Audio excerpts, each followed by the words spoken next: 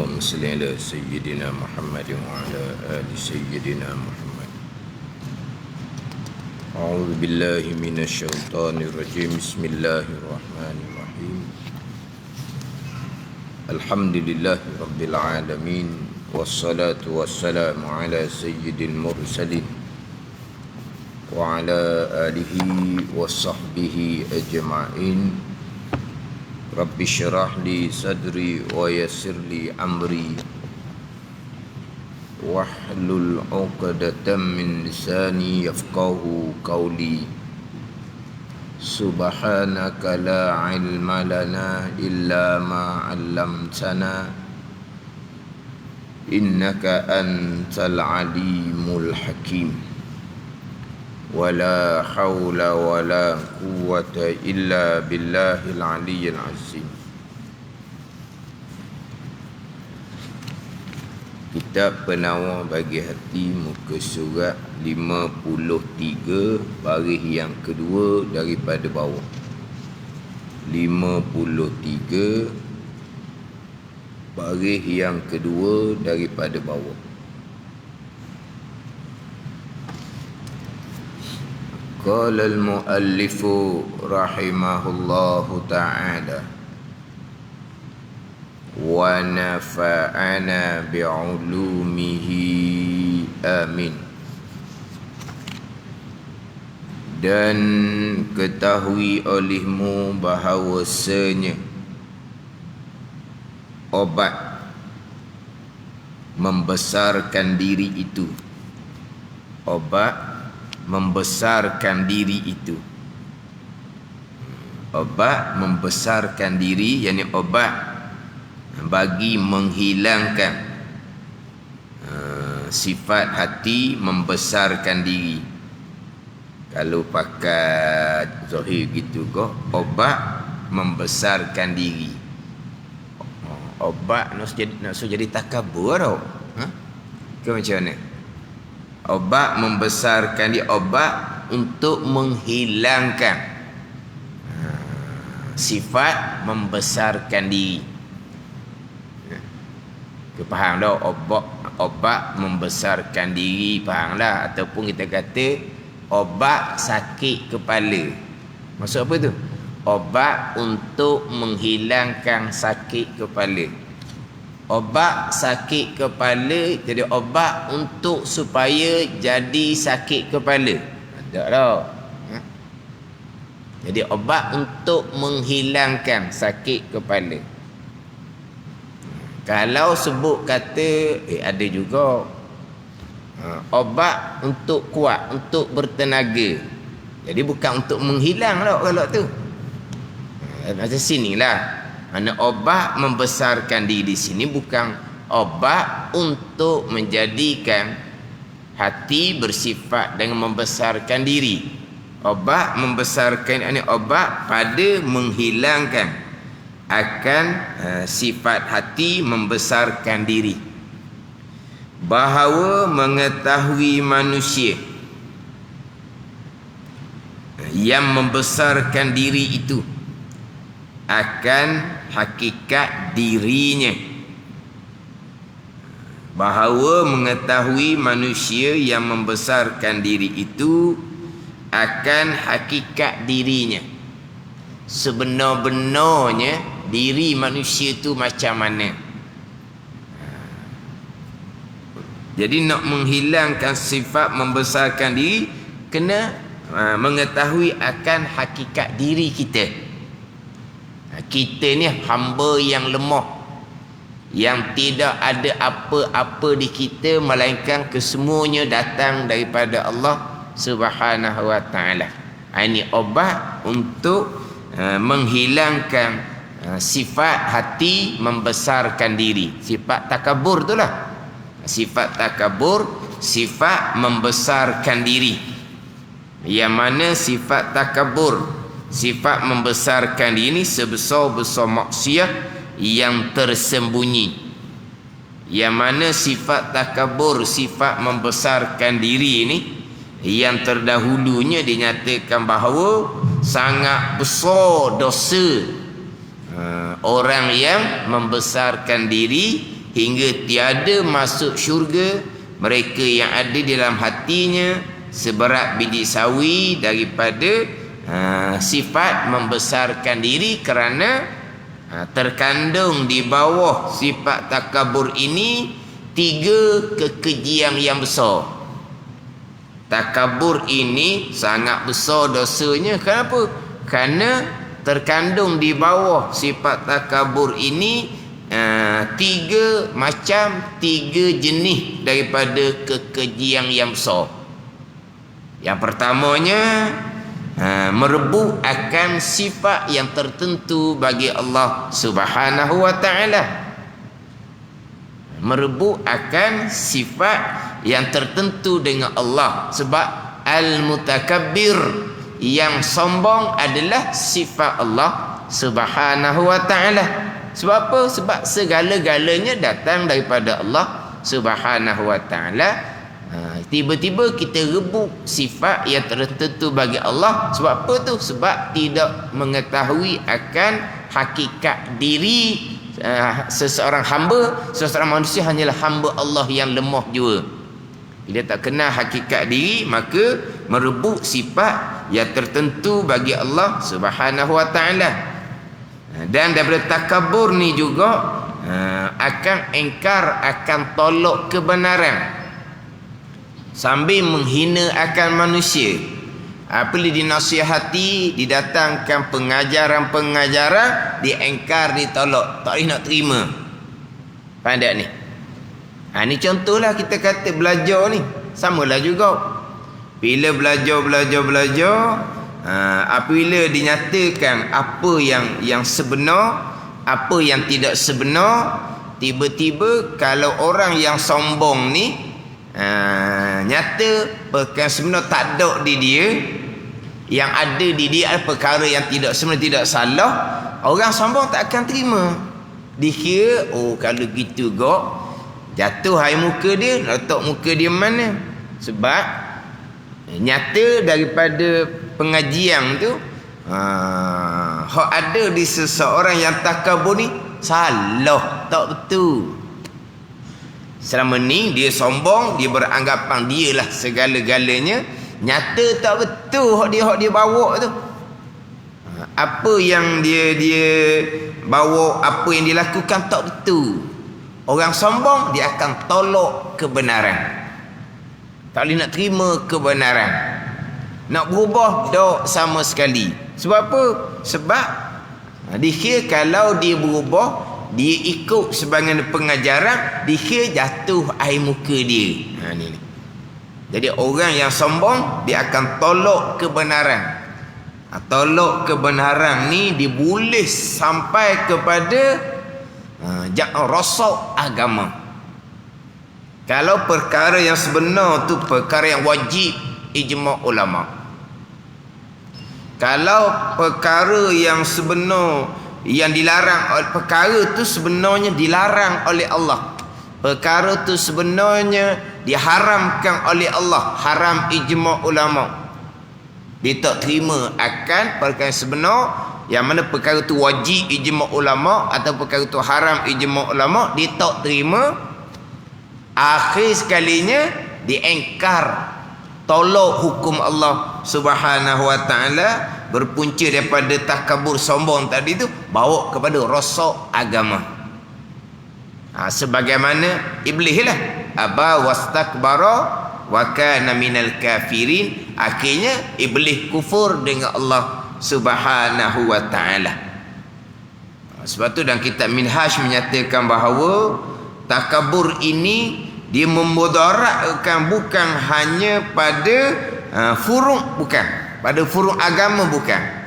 Dia boleh memudaratkan akan usul agama. Furu' agama ni cabang.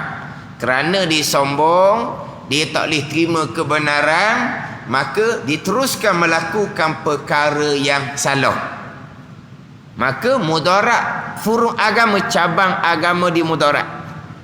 Dan bila dia tak ubah, yang sebenar tidak dituruti, perkara yang salah masih lagi tidak ditinggalkan, maka mudarat dia punya furu' agama, cabang agama tu mudarat. Bila tidak mengerjakan perintah Allah, maka berdosalah dianya. Bila dia mengekali mengerja kalangan Allah, maka berdosa dianya. Ini dipanggil mudarat furung agama. Imam Ghazali mengatakan kata minhaj, bahkan dia boleh bawa ada mudarat usul agama. Mudarat pada umbi agama, mudarat pada i'tiqad. Sebab apa? Akhirnya diingkar, ditolak akan hukum agama Allah Subhanahu wa ta'ala. Mulasanya dia tolak kebenaran, dia tambah turut, tambah berubah, maka berdosalah dianya. Mudarat dia punya cabang agama. Bahagian fiqh mudarat, bahagian tasawuf mudarat. Tapi akhir sekalinya boleh bawa pada mudarat usul agama, umbi agama. Ada ni. Mari dia bertakabur yang akhirnya kebinasaan dipanggil hirman. Hirman ni mana? Hirman ni lawan kepada taufik lah. Taufik ni Allah Ta'ala beri kekuatan untuk mengerjakan akan perintah, meninggalkan akan larangan. Hirman ni makna apa? Sebaliknya, Allah tak buka pun di hati dia akan kebenaran. Allah tidak beri pun kekuatan di hatinya untuk mengikuti kebenaran. Hirman dipanggil, lawan pada taufik. Jadi Tuhan haramkan, Tuhan tegah akan perkara yang sebenar kepada orang yang sombong. Itulah kita belajar, kita mengajar samalah. Apa yang dia dah kita hak sebenar, kita orang belajar, kita orang mengajar ni kena turutlah pada ni. Kita orang belajar, kita orang mengajar, baca, orang mengajar baca je. Kenapa tak turut? Komang ah. Sombong kau panggil. Daripada sombong tadi tu Allah Ta'ala akan haramkan. Allah Ta'ala akan tidak akan buka mata hati dia akan perkara yang sebenar. Kalau tahu sebenar pun Allah Ta'ala tidak akan bagi kekuatan untuk mengikuti perkara yang sebenar. Tahu perkara sebenar, tapi buat relax je. Buat macam buat dah tahu je. Pada ni tahu, tapi tak ada kekuatan untuk menuruti. Sebab Allah Ta'ala tidak akan campur taufik hidayah kepada orang yang sombong. Itu di antara kebinasaan takabur yang dinyatakan dalam kitab Minhajul Abidin. Kebinasaannya Allah Ta'ala akan haramkan perkara sebenar kepadanya, dan Allah Ta'ala tidak akan beri kekuatan untuk mengikuti perkara yang sebenar. Kemudian kebinasaan takabur lagi dalam kitab Minhaj adalah murka Allah Subhanahu wa Ta'ala. Itu murka Allah Subhanahu wa Ta'ala, dan Allah tidak kasih kepada orang yang takabur. Innallaha la yuhibbul mutakabbirin. Allah Ta'ala tidak kasih akan orang yang membesarkan diri. Orang yang membesarkan diri. Kemudian takabur ni juga akan dapat kehinaan di atas dunia ni sendiri. Kebinasaan di hari akhirahnya neraka Allah Subhanahu wa Ta'ala. Tapi atas dunia ni orang yang sombong akan dapat kehinaan daripada Allah Subhanahu wa Ta'ala. Orang sombong tak akan ke mana atas dunia ni. Ada ni. Di hari akhirah fabi'sa maswal mutakabbirin. Sejahat-jahat, seberat-berat tempat kembali bagi orang yang takabur, iaitu neraka Allah Subhanahu wa Ta'ala. Tapi atas dunia ni, atas dunia Allah Ta'ala akan campurkan dia dalam kehinaan. Orang yang sombong dengan ilmu, ke mana nak pergi? Orang yang sombong dengan amal, ke mana nak pergi atas dunia ni? Akan dapat kehinaan atas dunia ni. Akan dapat kehinaan atas dunia ni. Orang yang sombong dengan harta benda, akan ke mana? Orang yang sombong akan pangkat, tidak akan ke mana? Tambahan pula takabur ini kita maklumlah dimurkai oleh Allah dan tidak disukai oleh tabiat manusia.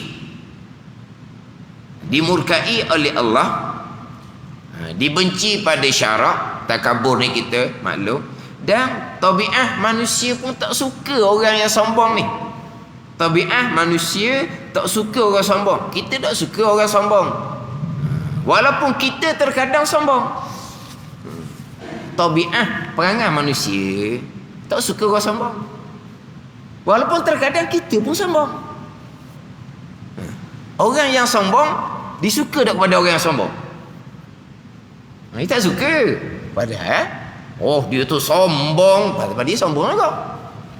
Padahal ni tabiat manusia ni, walaupun dia sombong sekalipun, tabiatnya akan benci kepada orang yang sombong. Jadi atas dunia ni, apabila dibenci oleh orang, akan dapat kehinaan. Syarak benci, Allah murka, manusia pun benci, atau dia nak duduk mana? Lepas tu nak kita Mi'raj menyatakan di antara kebinasaan orang yang sombong ni, hak akhirat tu tak ada. Kehinaan atas dunia. Kehinaan atas dunia orang yang sombong.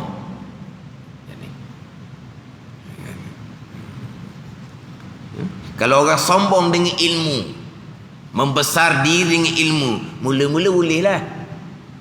Lama-lama orang pun benci, orang pun tak akan turut. Orang akan benci orang sombong ni. Orang yang ada ilmu sekalipun, bukan semua ilmu dia ada. Apabila dinyatakan satu-satu perkara yang nyata salah, orang sombong dia akan terima. Maka tabiat manusia tak akan suka seumpama tu. Ialah berilmu, tapi bukan semua ilmu kita tahu. Mana bila dinyatakan kesalahan, kita terimalah. Kita terima, itu kesalahan. Tapi kalau orang tu sombong, dia akan tolak kebenaran, tak akan terima. Lepas tu orang lain macam mana? Suka tak tengok orang yang berilmu yang sombong seumpama, tak akan suka. Lama-lama akan dapat kehinaan atas dunia.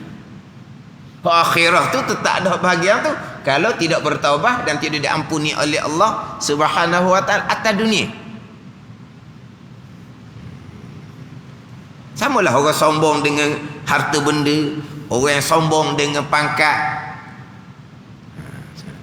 Walaupun harta tu tak kurang sekalipun, takkan tabiat manusia takkan suka. Kalau kata pangkat tak pernah turun sekalipun, tapi pangkat sampai masanya, tak ada lah, pencinglah sampai masanya.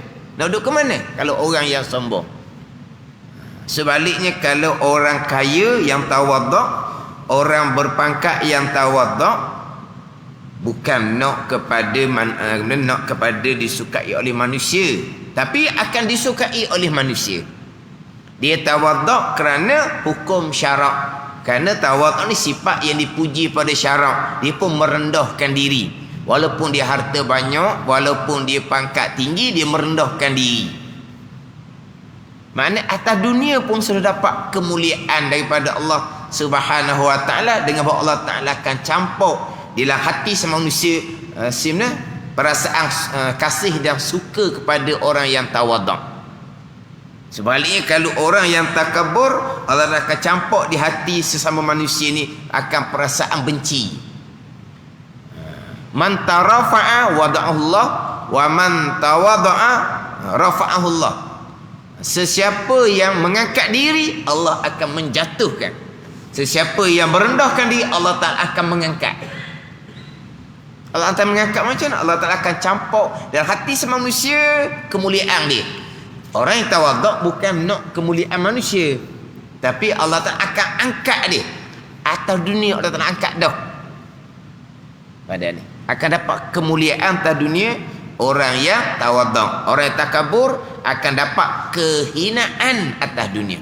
Takkan ke mananya? Ada ni.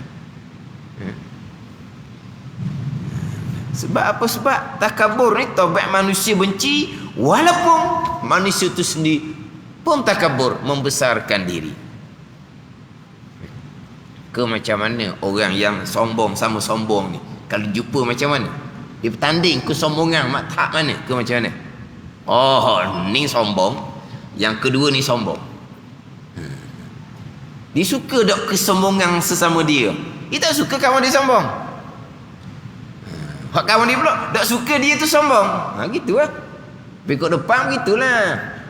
Sebab apa? Sebab ialah masing-masing nak angkat. Ke macam mana? Orang sombong dengan orang yang sombong. Dan kita minhaj menyatakan orang yang sombong ni di antara kebinasaannya dah akan dapat kehinaan di atas dunia. Atas dunia ni dapat kehinaan dah. Orang yang sombong, orang yang membesarkan diri. Kemudian yang terdahulunya di antara kekejian besar yang terkandung di bawah takabur ni, orang yang takabur dia tidak akan kuasa untuk kasih akan manusia yang lain. Orang yang takabur ini dia tak akan mampu untuk merendahkan diri. Orang yang takabur ini tidak akan mampu untuk meninggalkan sifat ghadab, sifat pemarah. Pemarah sifat kecelaan yang lain. Dalam kitab kitanya, ghadab, pemarah sifat kecelaan yang ketiga. Jadi orang yang sombong ni dia tidak akan dapat nak menghilangkan sifat ghadab, sifat pemarah. Tetapi apabila bersifat dengan tawaduk, merendah diri, barulah dia mudah nak mengawal kemarahan. Sebab kemarahan ni dimari daripada kesombongan. Jadi kalau kekal sifat takabur, tak akan kuasa untuk meninggalkan marah, tak akan kuasa untuk meninggalkan dengki, tak akan kuasa untuk meninggalkan riak. Dengki sifat kecelaan yang lain, riak sifat kecelaan yang lain. Dia daripada marah akan timbul hikdung ni dendam. Dia panggil marah yang disimpan. Dia ada marah, daripada dendam ni akan timbullah dengki. Pada ni timbullah dengki. Dan daripada hasad ni juga pun timbullah dengki. Berapa lapis ni? Pada bagi kita bicara dahulunya.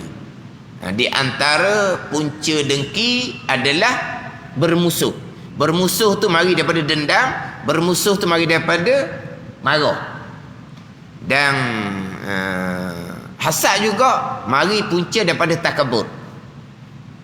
Hasad mari dari takabur. Sebab orang yang membesarkan diri ni, memandang hina akan orang yang lain, tiba-tiba orang yang dipandang hina tu dapat nikmat. Orang yang dipandang hina tu, orang yang dipandang rendah tu dapat kejayaan, dapat nikmat. Boleh tak nak timbul di hati dia suka,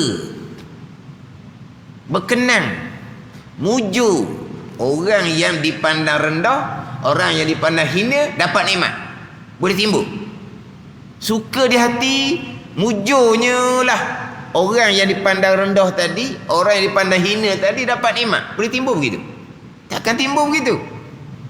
Sebab apa? Sebab dia tu orang yang dipandang rendah, dipandang hina, tiba-tiba Allah kurniakan nikmat, dapat kejayaan. Tak akan timbul suka berkenan di hati. Yang timbulnya cita di hati, Allah Ta'ala tarik balik nikmat tu. Jadi seolah-olahnya Allah Ta'ala ni letak pada orang hak tak sesuai lah. Sebab tu orang yang dengki ni orang yang tidak reda dengan qada Allah, orang yang marah dengan qada Allah Subhanahu wa Ta'ala. Seseorang dapat nikmat, dapat kejayaan, itu qada Allah, reda, terima lah. Kenapa nak marah dengan qada Allah pada ni? Tapi kenapa dia tak reda dengan qada Allah seseorang dapat nikmat? Kenapa dia nak marah akan qada Allah seseorang dapat nikmat? Kerana orang yang dapat nikmat tu orang yang dia pandang rendah, dia pandang hina. Takabur. Takkan kuasa untuk meninggalkan sifat dengki. dan tidak akan kuasa nak meninggalkan sifat riya. Jadi berapakah kekejian yang terkandung di bawah takabur? Sebab itulah takabur dosa yang sangat besar. Takabur dosa yang lain, ghadab dosa yang lain, dengki dosa yang lain, riak dosa lain. Tapi kesemua dosa-dosa yang lain tu terkandung di bawah takabur, membesarkan diri. Orang yang membesarkan diri ni, dia tak boleh nak tinggal riak. Sebab apa? Sebab dia akan sentiasa nak menunjukkan amalan, supaya dianya sentiasa diangkat-angkat oleh orang, sebab dia orang lebih. Dan orang yang takabur ni akan sentiasa sum'ah, akan sentiasa cerita kebaikan-kebaikan yang dilakukan. Akan sentiasa ceritalah. Sebab apa? Sebab nak angkat diri. Tak ada ni. Nak supaya sentiasa dia tinggi daripada orang yang lain. Mana tak akan kuasa nak meninggalkan riak, tak akan kuasa nak meninggalkan sum'ah. Kemudian macam mana kau nak menghilangkan ini sifat membesarkan diri? Dia menghilang ni, menghilangkan terus, langsung tak mari di hati akan sifat-sifat kecelaan. Bukan hanya tak membesarkan diri, tu sampai maqam aulia lah tu. Sampai maqam aulia, kurniaan Allah Subhanahu wa taala bukan hilang sifat kecelaan sahaja, bahkan hilang aghyar dan akdar selain Allah tidak ada di hati. Itu sampai maqam aulia. Bukan kata sifat kecelaan. Sifat kecelaan ni hak ni wajib atas kitanya berusaha untuk menghilangkan sifat membesarkan diri ni. Hak tu kewajipan yang dituntut kepada kita. Pilihan dan usaha kita dia panggil. Tapi sampai peringkat licin terus, tak ada. Sehingga kan tak ada di hati termasuk selain dari Allah, tak ada di hati kekurang lalai, itu kurniaan Allah Subhanahu wa taala. Tapi menghilang di sini dengan bahawa kita boleh kawal, jaga sokmo. Jadi kena mujahadah, kena jaga sokmo ni. Ada ni. Ini peringkat kita. Peringkat kita begitulah. Hak hati pun kena jaga sokmo, hak zahir pun kena jaga sokmo. Mata kena jaga sokmo, telinga kena jaga sokmo, lidah kena jaga sokmo, hati pun sama. Tapi apabila sampai peringkat aulia, kurnia Allah Ta'ala, zahirnya berjalan atas hukum syarak. Sebab apa? Sebab sudah dipelihara oleh Allah Subhanahu wa taala, dipanggil mahfuz, dipelihara oleh Allah Subhanahu wa taala, zahirnya terpelihara, hatinya terpelihara. Adapun kita wajib ikhtiar dan usaha memelihara hak zahir dan memelihara hak hati. Tapi memelihara, menjaga. Kalau zahir pun tak terjaga, hak hati, hak dalam, hak zahir. Mata kita ni, kita boleh jaga sepanjang masa. Hak mudah. Mata ni hak mudah lah. Boleh jaga sepanjang masa. Mata. Bukan kata mata ni hak pergi keluar nong. Hak dalam telefon, hak dekat sekali tu. Dulu nak pelihara mata apabila kita keluar. Bulan-bulan puasa ni, cerita bulan puasa lah. Tak usahlah banyak berjalan sangat bulan puasa. Kuruh pahala. Kalau pergi bandar pula, lagilah kuruh pahala kalau kita dulu. Ada ni? Contoh bulan puasa. Duduk rumah lah.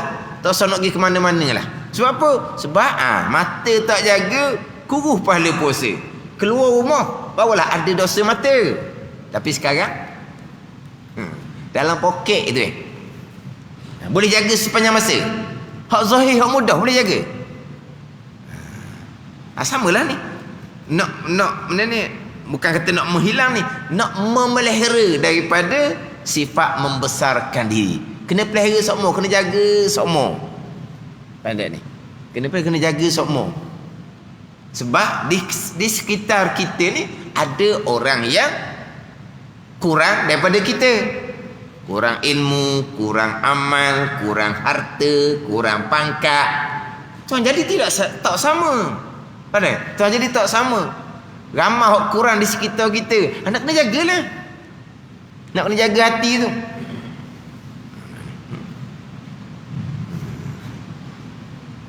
Tapi kalau kira pelihara hak zahir dengan hak hati, mudah hak zahir lah. Nak banding dengan hak hati ni. Tapi kalau zahir macam mana pula? Kalau ni tak terpelihara, melakukan dosa, segera bertaubat dengan Allah Subhanahu wa taala. Itu kita. Nak supaya terpelihara tu, tu maqam auliya kurniaan Allah Subhanahu wa taala. Zahir batin mereka dipelihara oleh Allah Subhanahu wa taala, dimahfuzkan oleh Allah Subhanahu wa taala, jaga. Tidak ada maksiat zahir, sama tu tidak ada maksiat batin, dan di batin mereka bukan maksiat, selain dari Allah pun tidak ada di batin mereka. Ini orang yang terpilih, yang dipilih oleh Allah Subhanahu wa taala. Hak bagian kitanya ikhtiar usaha, mengerjakan suruhan, ikhtiar usaha, meninggalkan larangan zahir dan batin. Jadi hak obat untuk memelihara daripada sifat membesarkan dia ni kena ingat semualah. Ada tak? Mana obat ni kena ada semualah. Kan macam contoh cerita penyakit hak jasmani ni kan. Orang hak ada penyakit darah tinggi ke, kecil manis ke, obat kena bawa semua. Pada ni obat kena ada semua, jangan mutu. Pada ni nak pergi ke mana-mana obat mesti ada. Tak pergi ke mana-mana pun obat kena pastikan. Tak mutu ada, tak mutu. Kena ada semua obat tu. Sebab apa? Sebab obat tu yang akan mengawal. Ada ni darah tinggi, kecil manis. Ni cerita asbab belaka ni. Ni cerita asbab. Sama juga ni. Obat ni yang nak memelihara daripada membesarkan dia, obat ni kena ada semua. Ilmu ni kena ada semua ni. Ilmu hak dah kitab penobati kena ada semua. Macam mana obat untuk memelihara hati kita daripada sifat membesarkan diri. Bahawa mengetahui manusia yang membesarkan diri itu akan hakikat dirinya. Tahu belaka sebenarnya kita ni, hakikat diri kita yang lemah, yang hina. Apa yang ada di kita ni semuanya datang daripada Allah. Tahu sangat. Tapi kita tak fikir, tak ingat akan diri kita. Kalau tanya balik, orang yang sombong lah, kamu ni siapa sebenarnya? Tuhan ke kamu ni? Diri kamu ni siapa sebenarnya? Kamu manusia macam orang lain juga. Dia tak nak nafikan tu. Dia tak akan kata aku bukan manusia, aku Tuhan. Tak ada. Dia tahu hakikat diri dia tu, tapi dia tak fikir pun. Dia tak fikir pun berkaitan dengan hakikat dia. Dia ingat hakikat diri kita tu siapa dia? Manusia yang lemah. Manusia yang lemah tu hakikat diri kita. Dan bahawasanya hakikat diri ni, hak nak kena ingat ni, permulaannya air mani yang binasa.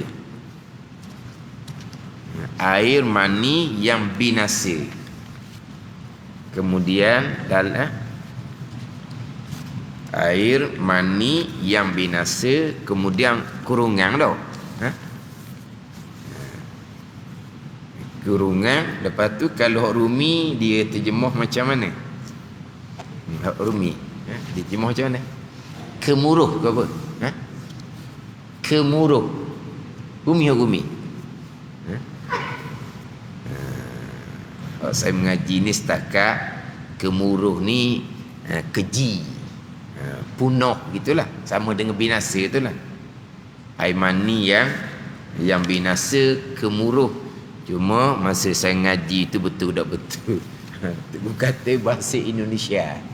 Ada Indonesia sini? Betul. Kemuruh. Dan ni kitab yang dihimpun oleh almarhum Syekh Qadir Al-Mandili. Di Indonesia ada orang kita pandai bahasa Indonesia. Saya ngaji tu kata kemuruh ni bahasa Indonesia. Lepas tu maksud dia apa? Maksud dia binasa lah. Mana apa ni? Punah, keji, gitulah. Tu kan. Mana kita ni asal kejadian kitanya adalah daripada air mani. Khuliqa mimma indafik. Di ayat lain pula khuliqa mimma immahin. Dijadikan akan manusia daripada air yang terpancar. Dijadikan manusia daripada air yang hina, air mani. Air mani ni tadi nak cerita gitu, udah cakap gitu. Air mani tak nak cakap. Mana apa malu nak sebut air mani tu. Malu nak sebut air mani. Boleh sebut air mani gitu. Orang hot dok siomang tu boleh lah. Pelayang tanya nak minum air apa? Air mani dia awak. Kata gila budak ni. Bukan gila sungguh ni, memang dia bukan orang gila, orang siomang. Tapi tak tahu lah panggil apa. Allah kata. Pelayang tanya nak air apa? Nak air mani dia kata. Mana orang nak cakap air mani ni? Itu asal kejadian kita. Sebab tu dinyatakan dalam kitabnya. Mana pelik kita manusia ni. Manusia yang membesarkan diri ni pelik. Sebab apa? Sebab kita ni keluar dua kali daripada tempat keluar air kencing. Kita ni dua kali keluar daripada tempat keluar air kencing. Pertama, keluar daripada keluar mani daripada bapa. Yang kedua, lahir anak daripada ibu. Mana apa ni? Dua kali keluar daripada tempat keluar air kencing. Itu kita. Air mani bapa keluar daripada tempat keluar air kencing. Kemudian lahir pula kita daripada ibu, tempat keluar air kencing. Itu asal kejadian kita. Melainkan kalau kita ni ditempa daripada intan belian. Sabarlah nak sombong pun. Ni ayat apa biasa tu saya sebut. Kita ni kalau ditempa daripada intan belian, maka lahirlah kita. Bolehlah. Kamu ni semua ni lahir daripada air mani. Kita lahir daripada bukan lahir daripada air mani. Ditempa daripada intan berlian. Barulah boleh nak sombong. Tapi semua dilahirkan permulaannya adalah air mani. Itu hakikat diri kita. Dia nak sombongnya kat mana? Dijadikan kita daripada air mani. Cerita dijadikan daripada air mani ni kita fahamlah. Itu asbab yang diatur oleh Allah Subhanahu wa taala. Kalau bicara bab pegangan, Allah Ta'ala jadikan kita daripada tiada kepada ada. Bukan daripada air mani. Dan daripada air mani itu Al-Quran yang nyatakan. Khuliqa mimma indafik. Dijadikan daripada air yang terpancar. Al-Quran cerita tu asbab zahir. Hak adah yang tuan pelakukan daripada air mani. Tapi lahirnya Nabi Isa AS bukan daripada air mani. Dijadikan Nabi Adam AS bukan daripada air mani, daripada tanah. Dijadikan Hawa bukan daripada air mani. Cuma yang Tuhan perlakukan adahnya adalah daripada air mani, zahir sahaja. Tapi pegangan kita tidak. Allah menjadikan seseorang daripada tiada kepada ada. Jadi mana kalau kita sebut seseorang lahir daripada air mani, itu orang cerita asbab jua. Mana Al-Quran pun sandar kepada asbab. Lepas tu kita cakap asbab tak salah. Cakap asbab tak salah. Cakap kita, saya buat. Kemudian cerita asbab tadilah, tak ada salah. Sebab Al-Quran pun cerita asbab. Hadis Nabi pun cerita asbab. Kitab-kitab pun cerita asbab. Cakapan harian pun cakapan asbab. Sebab al-lughah tubna ala zahir. Sebab kita di segi lughah kitanya sebagian dari zahir. Itu yang kita cakap. Tak ada salah. Itu tak babi pegangan. Jangan cakap asbab, cakap aku apa semua yang melakukan syirik. Jangan begitu. Macam cerita ni asbab belakang ni. Dari permulaan kejadian manusia daripada air mani. Tidak. Daripada kejadian Allah Subhanahu wa taala. Allah yang menjadikan kita.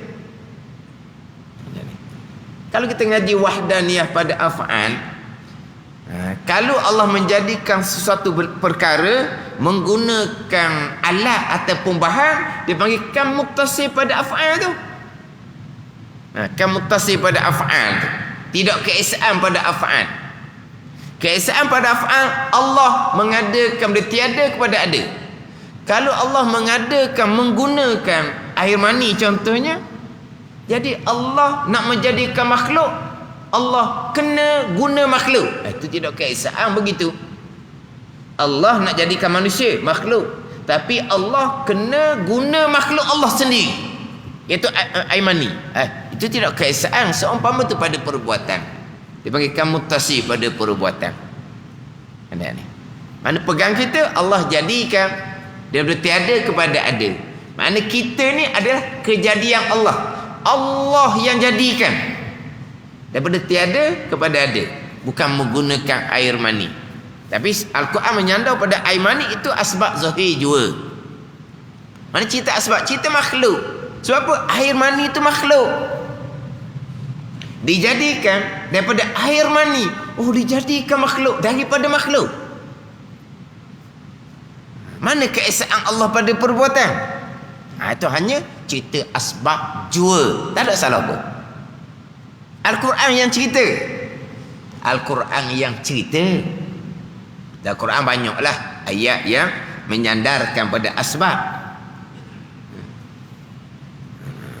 Hak dalam ni, subhanallazi khalaqal azwaja kullaha mimma tumbitul ard. Daripada tumbuhan yang ditumbuhkan oleh bumi. Quran kata daripada tumbuhan yang ditumbuhkan oleh bumi. Bumi boleh beri bekas ke pada menumbuhkan tumbuh-tumbuhan? Tak, Allah yang menumbuhkan tumbuh-tumbuhan. Di Quran menyandar pada bumi. Mana ni? Yumbitu lakum bihi zar'a. Menumbuh manfaat bagi kamu dengan sebab hujan. Tuhan kata akan tanaman. Dan Quran Allah Ta'ala menyebut menumbuh manfaat bagi kamu dengan sebab hujan akan tanaman. Kalau turun hujan, tumbuh tanaman. Kalau hujan tidak turun, kemarau, kering kontang, tidak akan tumbuh tanaman. Jadi Quran mengatakan tumbuh tanaman tu dengan sebab hujan. Tapi bukan hujan atau air tu yang menjadikan tumbuh tanaman. Allah yang menumbuhkan tanaman, bukan kerana air hujan. Tapi Al-Quran sebut asbab. Kita pun cakap asbab. Alhamdulillah turun hujan, subuhlah tanaman. Allah kemarau lama, jadi tanaman pun jadi tak subuh. Itu hanya cerita asbab. Sebab apa? Quran pun bicara asbab. Jadi hal ni pun asbab lah, dijadikan daripada air mani. Permulaan kita manusia ni daripada air mani yang binasa, air mani yang keji, yang hina. Asal permulaan. Ini cerita asbab. Permulaan kitanya dijadikan oleh Allah Subhanahu wa taala daripada tiada kepada ada. Lepas tu sekarang ni banyak pahaman-pahaman yang terpesong. Setakat aku lah kan, kita kan saya tu, waktu saya belaka. Ananiyah dia panggil. Saya belaka, tak ada Tuhan. Memang saya lah. Ia kan nak budu, ia kan nasta'in. Saya lah yang sembah. Siapa lagi? Memang saya lah. Betul ada sayanya. Syirik Allah. Ni sandar pada makhluk. Terbang iman. Kalau ajaran seumpama terbang iman. Ini semua ajaran terpesong, kena beringat. Ajaran jelas terpesong yang kadang-kadang orang awam yang terlampau tak ada asas tak tahu nak beza pun. Tak tahu nak beza. Jadi terbang imam, tercabut imam, jadi syirik. Hak tukang dengar pun habislah terbang imam belaka hak tukang dengar tu. Tak bercakap saya. Hak tukang dengar tu tak bercakap makhluk. Hak tukang ceramah pun sama juga, saya juga dianya. Hak tukang ceramah pun sama juga, makhluk juga cakapan harian dianya. Tapi boleh turuk tu.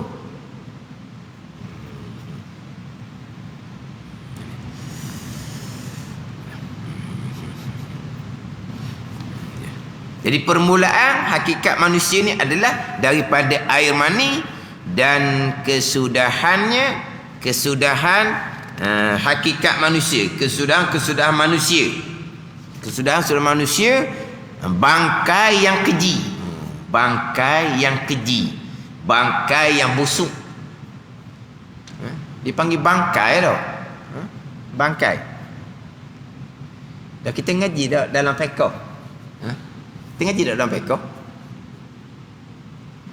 Sekalian bangkai najis, melainkan 3 bangkai. Tak ngaji fiqh. Kita ngaji fiqh kan? Sekalian binatang hidup suci, melainkan anjing dan babi. Sekalian bangkai najis, melainkan manusia, ikan dan belalang. Ada bangkai tu. Bangkai lah tu. Macam mana? Kan dia punya CP peko.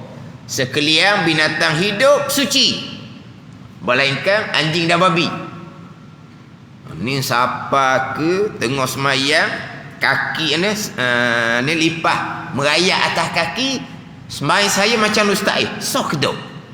Sebab apa? Sebab tengah-tengah semayang lipah merayak atas kaki. Tak kenapa? Kan lipah tak boleh makan kan? Kita tak boleh makan lipah kan? Jadi kalau tak boleh makan najis lah ke macam mana? Tak boleh makan je najis. Tak boleh makan lain, najis tu lain. Kucing kita tak boleh makan, tapi kucing tak najis. Jadi boleh tanya soalan, kalau kita kata tengok soalan bodoh tau. Soalan budak-budak lah. Kita jenis jawab pula ni, jawab jadi nambah lah panggil. Bukan kata lipah merayak atas kaki, ular merayak atas kaki pun tak batal semayang.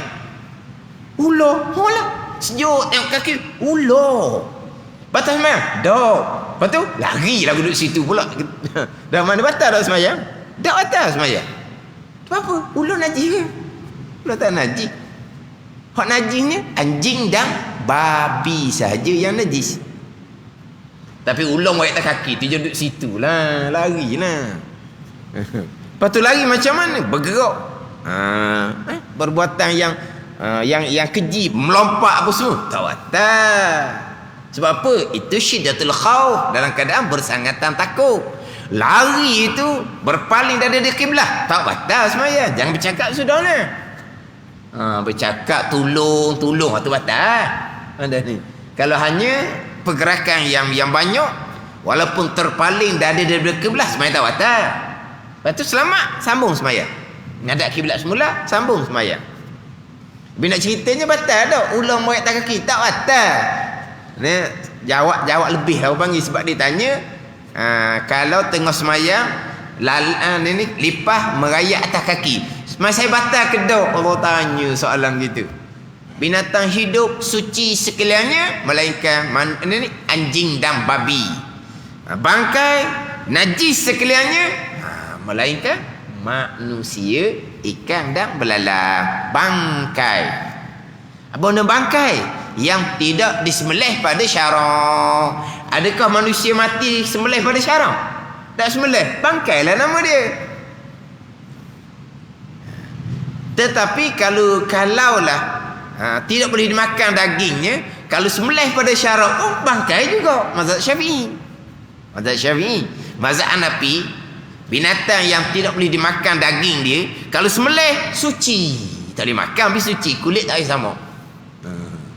Mazhab Syafi'i kita, binatang yang daging tak boleh makan, kita sembelih dianya. Sembelih mana? Sembelih ular, sembelih buaya. Ular nak sembelih kat mana? buaya boleh sembelih. Peganglah dia molek sembelih. Sebab apa? Sebab kulit dia tu tetap bangkai walaupun sembelih sekalipun kalau binatang tak boleh dimakan. Jadi bangkai ni yang tidak disembelih pada syarak. Jadi manusia mati tanpa sembelih syarak dia panggil bangkai lah. Bangkai yang keji, bangkai yang busuk. Dia manusia ni kalaulah jumpa tu agak lambat, tidak disedari kematian, kita pergi semua jenazah ni kita rasa lain sedikit lah. Kadang-kadang lepas tu kita nak makan tu kita rasa macam ada sikit lah kadang ni. Mana si mati ni dia meninggal lambat disedari, dia duduk seorang diri ke ataupun dia mati dalam hutan masa duduk kebun ke, orang tunggu-tunggu tak balik, cari jumpa sehari 2 hari dah baru jumpa.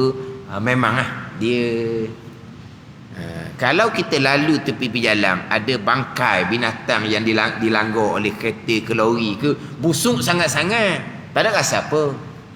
Busuklah kita tutup hidung kita. Tapi kalau kita nak pergi ke kedai makan lepas itu tak ada masalah. Tak ada kata Allah busuknya hak bangkai tepi jalan tadi tu rasa tak nak makan. Tak. Berbeza dengan bau manusia. Dia faham tak ni? Setengah orang tak akan pergi semayang. Dia pergi tu dia bau tu dia lari lah. Dia tak boleh. Tapi begitulah. Mana bau tu bau lah tapi taok je lah. Maksudnya apa? Bau tu pelik manusia. Tu hakikat manusia. Lagi ke mana? Mana kalau bangkai binatang, kalau kata busuklah bangkai binatang. Tapi tak sama dengan busuk manusia. Kalau matinya lambat disedari. Busuk dia pelik. Ada ni. Itu hakikat kejadian manusia. Asalnya daripada air mani, kesudahannya bangkai yang keji, kemudian kesudah hakikinya kita ke mana? Syurga ke neraka? Kalau kita sudah terjamin, tercatat dah syurga, okey lah. Tapi kita tidak terjamin. Bukan sahabah yang dijamin oleh Nabi SAW sebagai ahli syurga yang wajib syurga. Jadi kalau seseorang tu wali'azabillah neraka lebih hina daripada anjing dan babi, sebab anjing dan babi tidak masuk neraka. Bahkan anjing ashabul kahfi kitmir akan masuk syurga Allah Subhanahu wa ta'ala. Jadi kesudahan kita di mana yang kita nak sombong? Asal kejadian dari imani dah. Kesudahannya bangkai yang keji. Kesudahan di hari akhirah ke mana kita? Sebab itulah biasa Tugu ceramah nak sombong boleh dia kata. Lepas meniti titiang sirak beres boleh sombong. Tapi tak ada lah sombongnya. Mesti orang yang hati suci dapat ke syurga Allah Subhanahu wa ta'ala. Maknanya barulah sabar nak sombong pun bila meniti titiang sirak lepas barulah boleh nak sombong. Selagi tidak meniti titiang sirak, tak tahu lagi kita ke mana, nak sombong kok jalan mana. Sebab apa? Sebab kita bergantung kepada rahmat Allah, keampunan Allah, syafaat Nabi sallallahu alaihi wasallam.